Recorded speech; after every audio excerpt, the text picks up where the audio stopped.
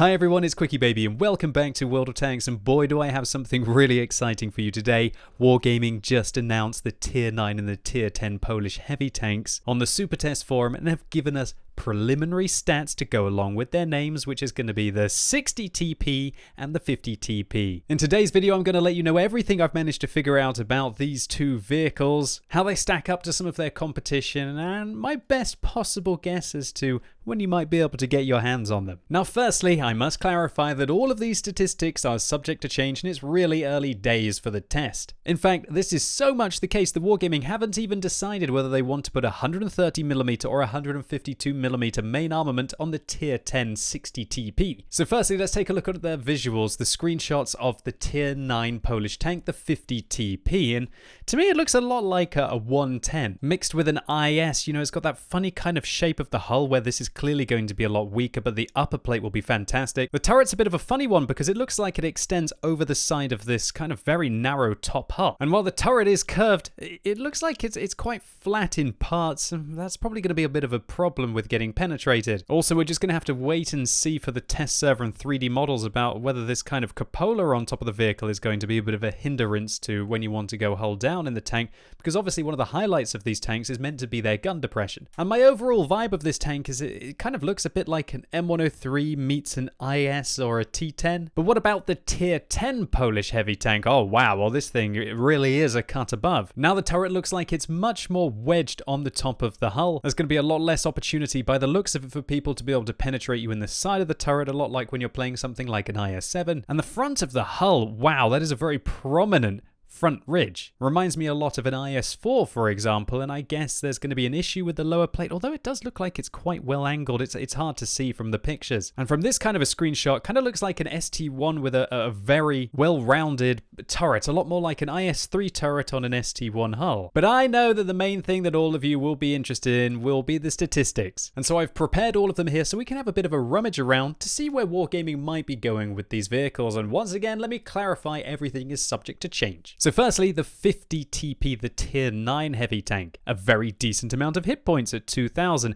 120mm of frontal hull armor.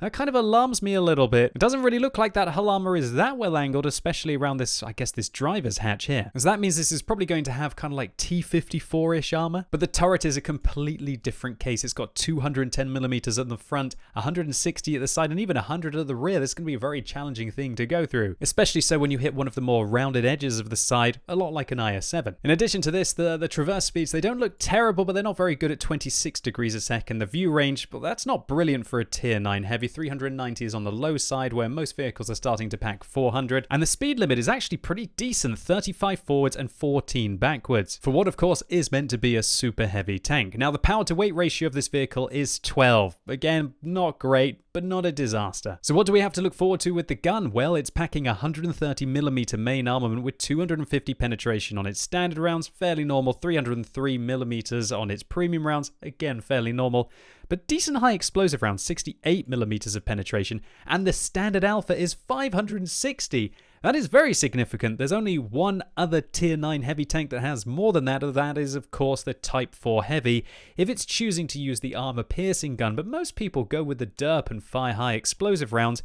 So I guess this is going to be the king of alpha as a Tier 9 heavy, hitting as hard, for example, as a Panzer 7 at Tier 10, but obviously having the luxury of being at Tier 9. Now the accuracy for such a large caliber gun does suffer, of course, at 0.4, but the aim time is actually pretty okay, 2.7 seconds, and this is the highlight of this vehicle for me.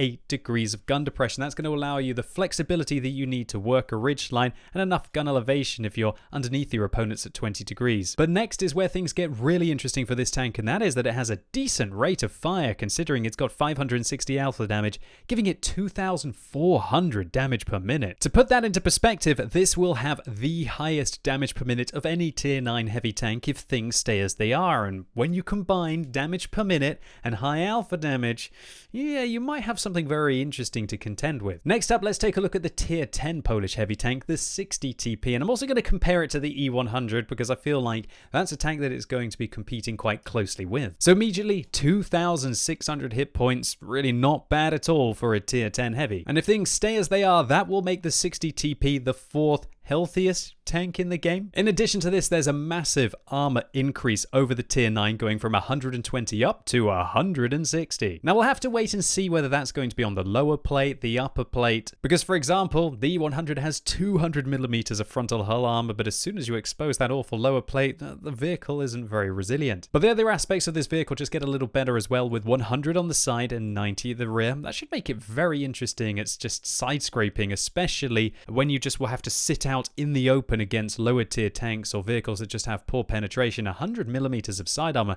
can come in handy. Turret armor wise, a big buff here, 40 extra millimeters on the front, and remember from the pictures, the shape of the turret is completely different from tier 9. It looks a lot more like an IS-7 or an IS-3 turret, which of course is advantageous. To go with your increased durability, the vehicle is just a touch worse with regards to its traverse speeds at 24, but that's still significantly better than the E100. View range wise, 390 meters. I believe that's the lowest of any of the tier 10 heavies, but maybe that's subject to change. We'll have to see what happens. Speed limit wise, exactly the same as the tier 9, and its power to weight ratio is just a little bit better. Now on to penetration. And remember, this is where things are interesting for this vehicle, because Wargaming haven't quite decided whether they want to give it 130mm or 150mm. But the statistics that they're showing us are clearly as if the vehicle was using the 150mm, because it has the same alpha damage as the 100. So consider that when I'm talking about the penetration.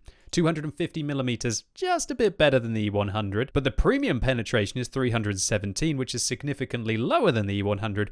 But look at this alpha damage, 750. That is brilliant, and that's kind of what was the speciality of the E100 before, so it looks like there's going to be a new contender for that title. But more importantly, look at these high explosive rounds, 1100 alpha damage with 90mm of penetration, and that for me is pretty terrifying, ladies and gents. I'm not sure if this will stay as it is, because that actually means that this vehicle will have just better high explosive rounds than the standard ammunition on the Type 5 Heavy. And I don't think anyone really likes the high explosive mechanics apart from the Type 5 Heavy drivers at tier 10, so I really hope you don't do this, Wargaming. Surely it would be enough if the vehicle had comparative high explosive rounds to the E100. Why does it need to have an advantage with regard to its HE? I personally feel that high explosive rounds take a huge amount of the skill out of the game, because it renders angling your armor and side scraping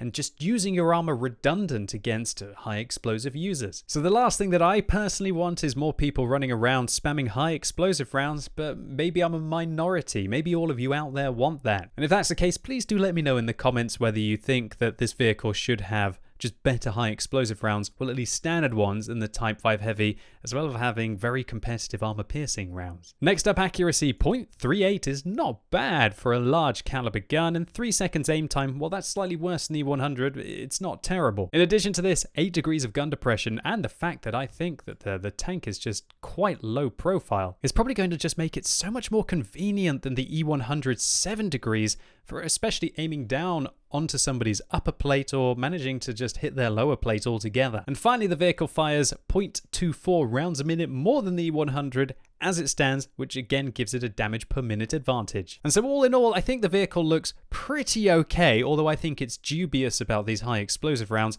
If these were adjusted, then I feel like it's just going to be a slightly more nimble E100 that just doesn't quite have that sheer thickness in the armor, but it's definitely looking like these are going to be some really interesting tanks coming to the game at an undisclosed time. And when I think about an undisclosed time, let me try and give you my prediction as to maybe when we possibly might see these. So if we take Italy as an example, we saw the Italian medium tank tech tree as a post on the homepage on March the 7th, and then we got to play them on a test server a month and a half later pretty much. And so while that is purely just my best guess, maybe we're going to be seeing these tanks as early as 1.0.3 towards the end of July or early August. And so that's about it for today, ladies and gents. I hope you enjoyed this preview of the upcoming Polish tech tree, and I'm really interested to hear what you all think about it in the comments down below. If you enjoyed it, please give it a thumbs up, but if you didn't, make sure you give it a thumbs down. And a massive thank you to all of you who after yesterday's video went onto the Teespring store to pick up one of my Load the Gold t-shirts. I really didn't expect it to be so popular, and if you want to check it out, then you can click this more info icon in the top right hand corner of your screen, and it's only going to be available till this Sunday because the gold foil print runs and whatever, it has to be a bigger campaign. And as always, thank you so much for watching. You've been epic, and hopefully I'll see you soon.